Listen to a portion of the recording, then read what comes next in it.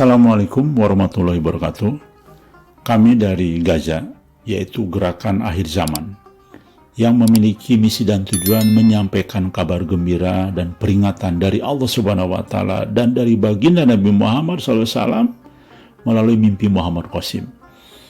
Muhammad Qasim ini orang Pakistan, umat Islam biasa, Sunni, ya, ahli sunnah wal jamaah, ya.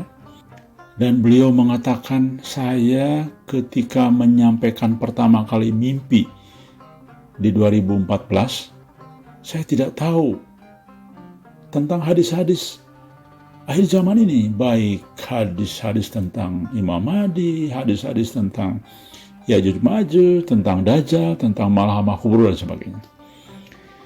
Begitu polosnya.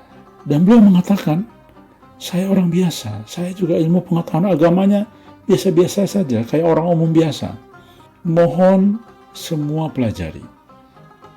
Mimpi Muhammad Qasim memiliki pengetahuan, ilmu, informasi, dan bobot yang luar biasa.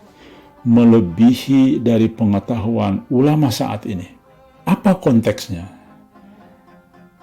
Kami mau menyampaikan satu kebenaran dari sisi yang lain, yaitu membandingkan dengan pendapat para tokoh saat ini, baik tokoh dunia maupun tokoh nasional.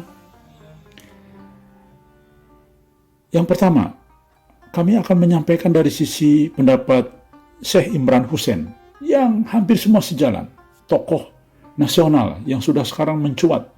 Pendapat saudara Bosman Mardigu, atau dipanggil namanya adalah Mas Mardigu Wowik.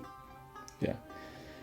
Kemudian ada juga tokoh lain yang luar biasa sebetulnya ini, malah beliau ini petinggi kepolisian, ya, yaitu Bapak Komjen Polisi Dharma Pongrekun, yang juga pernyataannya luar biasa keberaniannya, karena beliau masih menjabat posisi penting di kepolisian Republik Indonesia, tapi sudah menyampaikan satu kebenaran, informasi yang beliau temukan, beliau analisa, dan beliau rasakan.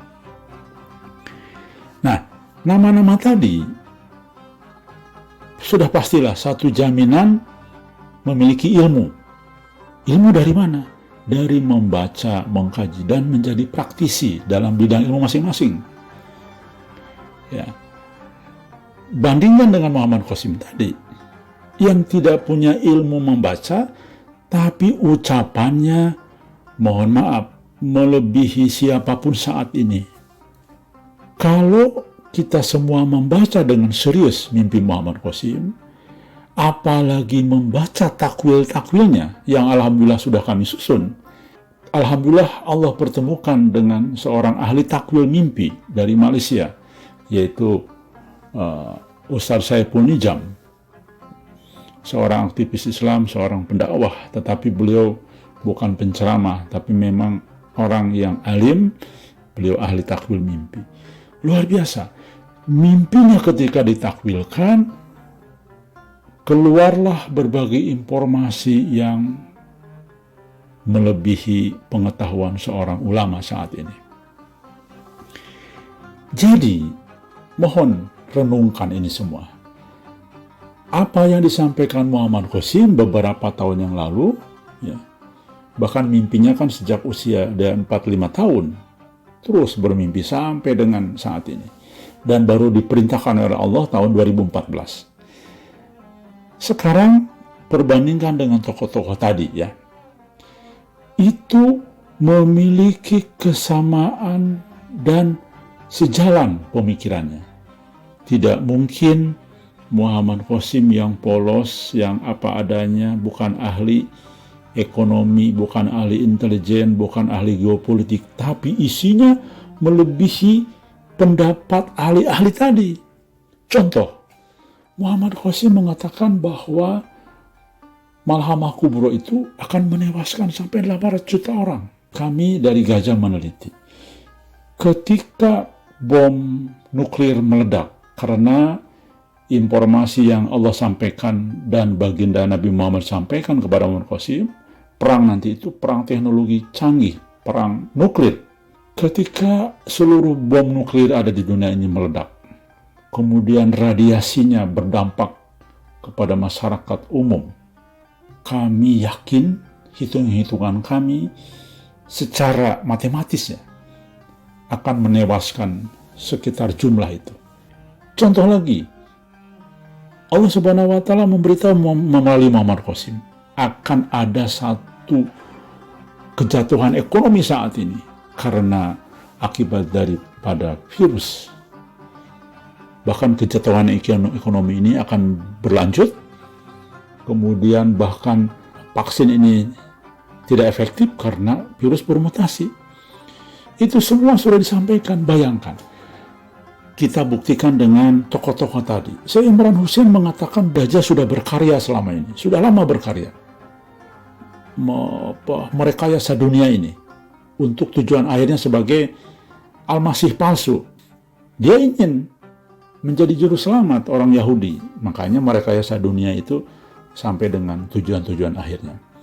Nah, Muhammad Qasim sudah menyampaikan bahwa Dajjal sudah berkarya, bahkan Dajjal itu menggunakan sihir kelas tinggi. Bahkan sekarang ini sihir Dajjal sudah kuat, walaupun Muhammad Qasim menyampaikan belum sempurna.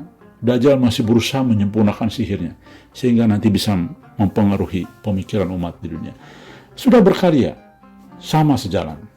Oke, contoh yang kedua adalah Mas Mardigu Wawik menyampaikan tentang analisa ekonomi makronya tentang berbagai hal. Sama, silahkan.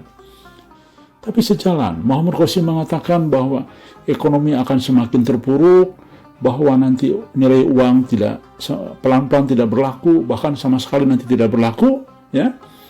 Makanya Muhammad Qasim mengatakan agar umat Islam mulai beralih nabungnya ke emas dan berbagai macam pengetahuan ekonomi makro. Kemudian yang berikutnya, katakanlah dengan pendapat Bapak Komjen Polisi Pak Dharma, ya, bintang 3 loh, dan punya jabatan strategis di kepolisian. Beliau mengatakan bahwa sekarang ini sedang ada rekayasa dunia, sedang dipusatkan ke satu kekuasaan untuk mengendalikan dunia. Dan itu sebetulnya memang sudah menjadi pengetahuan umum ya di kalangan umat Islam, tokoh Islam.